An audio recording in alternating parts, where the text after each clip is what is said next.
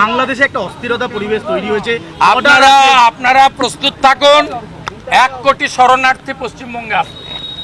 আমি পশ্চিমবঙ্গের মুখ্যমন্ত্রী রাজ্যপালকে বলবো অবিলম্বে ভারত সরকারের সঙ্গে কথা বলুন, কারণ সিএতে পরিষ্কার আছে ধর্মীয় উৎপীড়নের কারণে যদি কাউকে মার খেয়ে আসতে হয় আমাদের দেশ নেবে।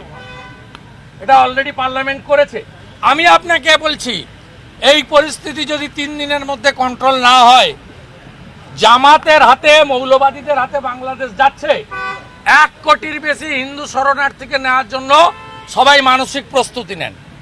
আমি তো প্রস্তুতি নিয়ে নিয়েছি। কেন্দ্রকে জানাচ্ছেন না, এটা এক্সটার্নাল অ্যাফেয়ার্স ম্যাটার, এটা রাজ্য সরকারকে, রাজ্যপালকে জানাতে হবে। আমি দরকার হলে লিখবো জয়শঙ্করজিকে, ডাইরেক্ট করতে পারি না। তা আমি পশ্চিমবাংলার হিন্দুদেরকে অনুরোধ করব, যার যেখানে জায়গা জমি যা আছে আমাদের হিন্দু ভাইদের শরণার্থী হিসেবে রাখার জন্য আবার মানসিক প্রস্তুতি নেন। 48-71 কিন্তু রোহিঙ্গা যারা বেআইনিভাবে অনুপ্রবেশ করছে, রোহিঙ্গা যারা, ওরা তো আসবে না, ওদের সরকার হয়ে যাবে। জামাতে কন্ট্রোলে চলে গেলে তো ওদের হাতে চলে যাবে।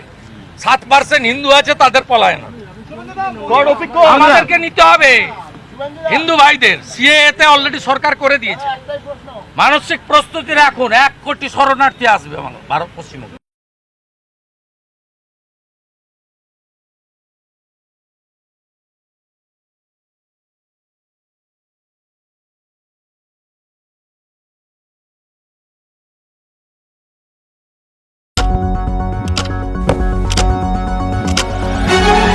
রাজনীতি শুধুই কি রাজার নীতি?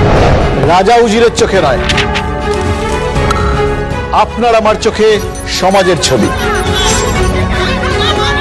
কঠিন কথা সহজভাবে না বললেই নয়, না বললেই নয়। প্রতিদিন রাত 9টায় TV9 বাংলায়। TV9 বাংলা না দেখলেই নয়। রাজনৈতিক তরজায় টকশোয়ের হট্টগোলে হারিয়ে যায় কিছু গুরুত্বপূর্ণ খবর, দেশ বিদেশের না জানা খবর যা চমকে দেবে আপনাকে। সেই খবরই নিয়ে আসি আমি আপনার সামনে। আমি অনির্বাণ চৌধুরী। দেখুন স্ট্রেট কাট, সোম থেকে শনি রাত 10টায় TV9 বাংলায়।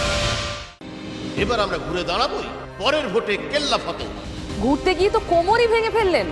এবার হাটে হাঁড়ি ভাঙবো আমি ঠোঁট কাটা, যা মনে তাই মুখে।